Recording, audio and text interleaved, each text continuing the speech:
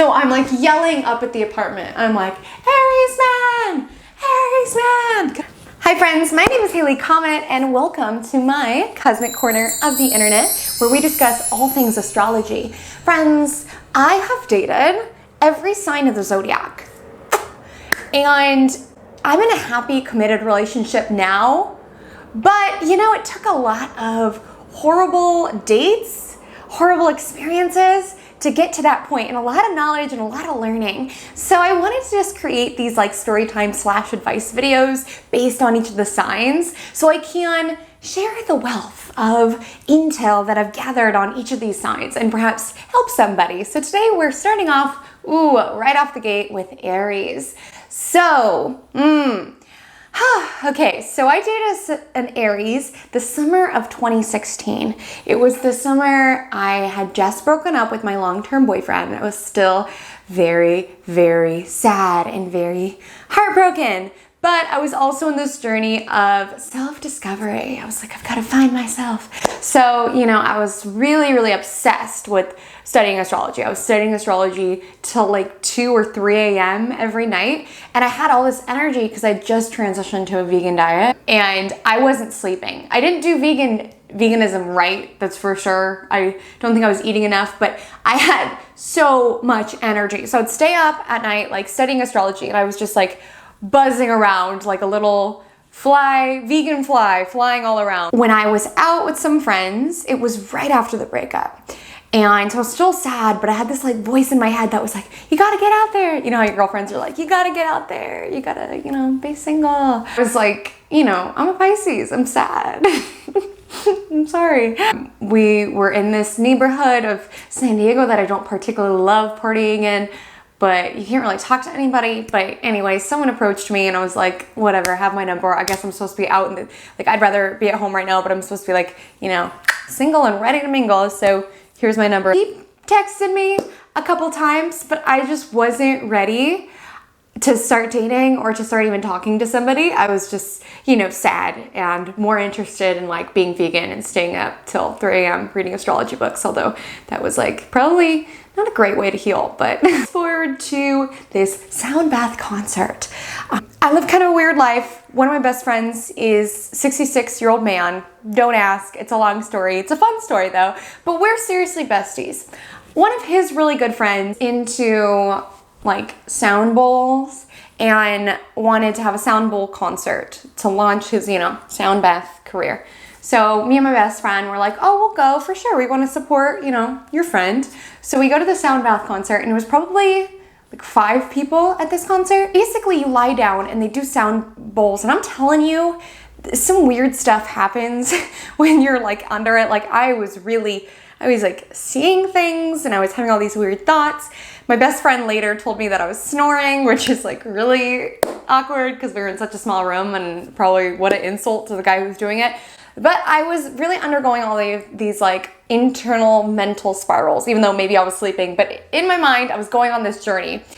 And I remember I was really, really processing my ex. Your confidence after a breakup, you know, it's not sky high. And I remember even in this, you know, the sound bath spiral, which I know sounds insane. No, like, you know, you're gonna find love again. Like, just think about it. Like 2 months ago, you know, the only time that you were out, like you got someone's number, he was like attractive, whatever, like you're gonna be fine.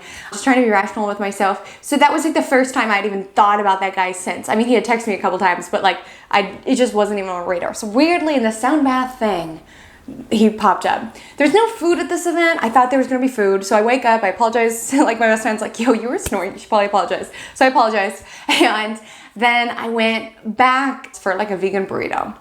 And while I was like waiting for a vegan burrito, I remember like he texted me and he was like, hey, like, were you just driving down like my street?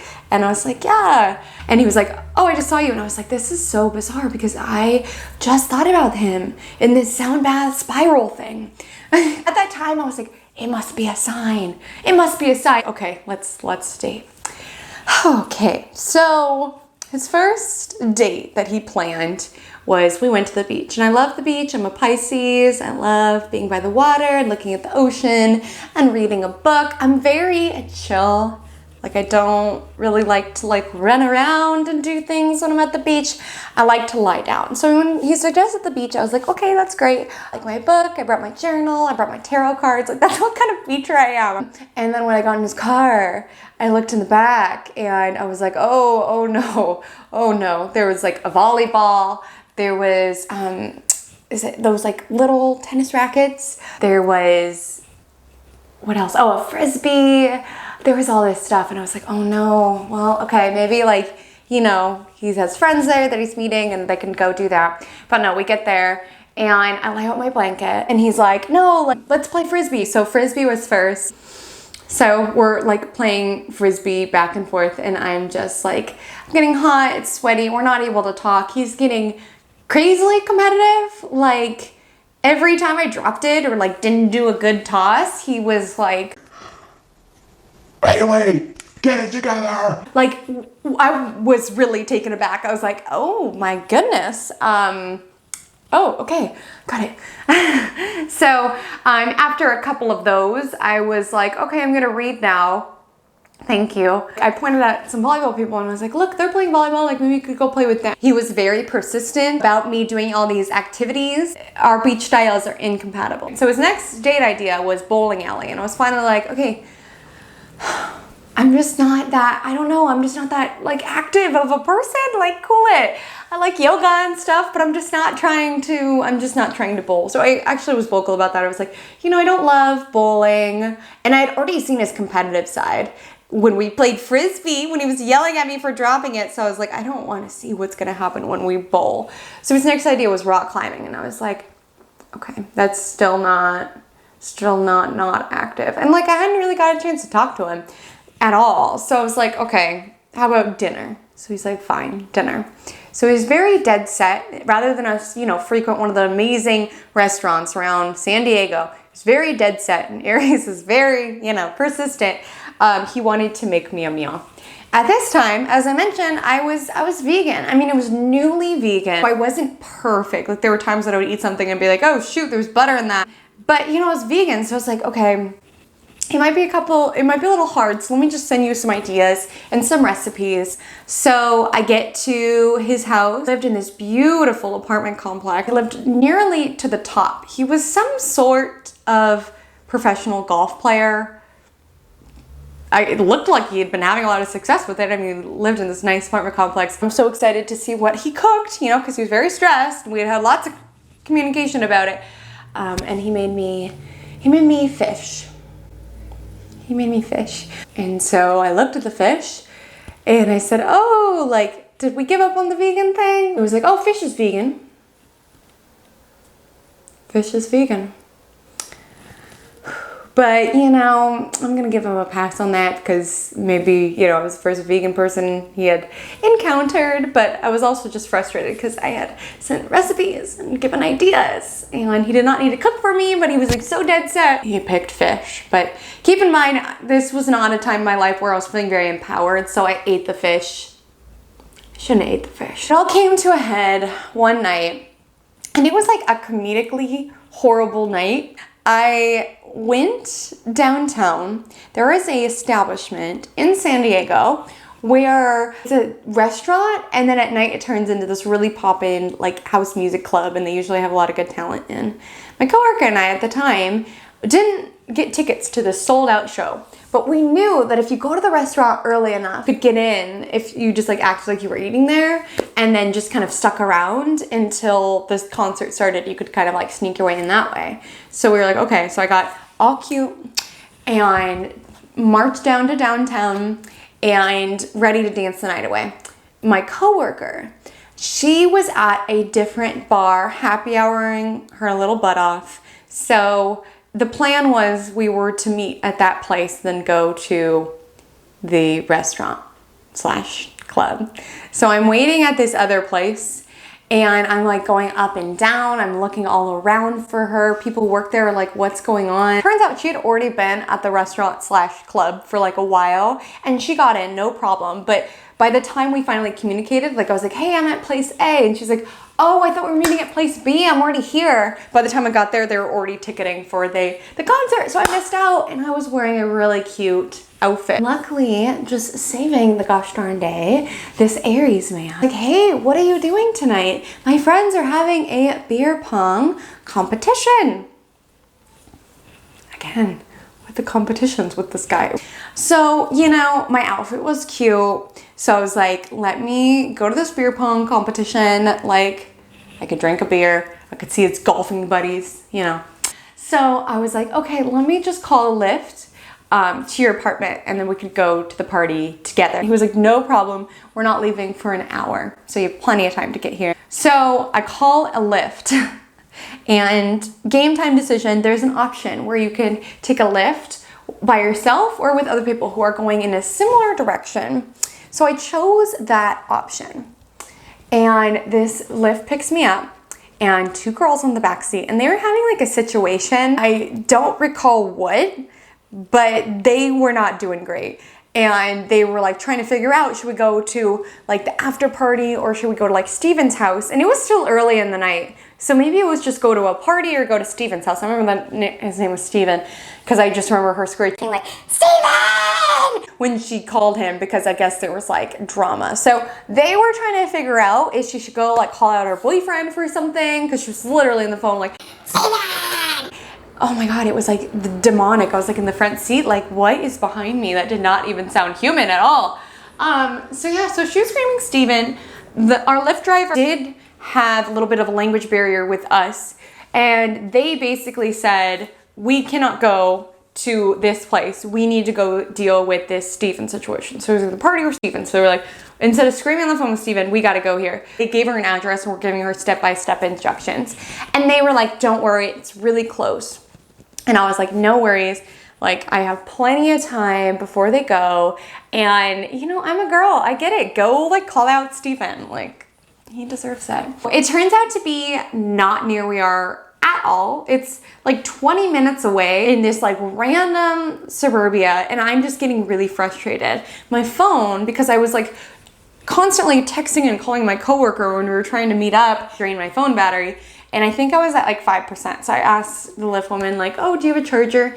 And she only had an Android charger, not her fault, but it just made everything harder in this situation. She was like, oh my gosh. And I knew, because he lived in this like fancy apartment complex, it was like very gated. There wasn't like a concierge that could like buzz me up. So I needed to text him to tell him to come down from nearly the penthouse to come get me. So I was like, okay, it's fine. So my phone was on airplane mode. I was like, I'll just conserve it. I'll just conserve. He takes me back to this guy's apartment, and then I turn my phone off airplane mode, and it dies. It dies. So I'm at his apartment, and I can't call him. I can't text him. For some reason, no one was going in and out, which really drove me crazy, because I was probably standing there for 35 minutes and not one person came in or like left. I was like, what? I just need one person to open the door.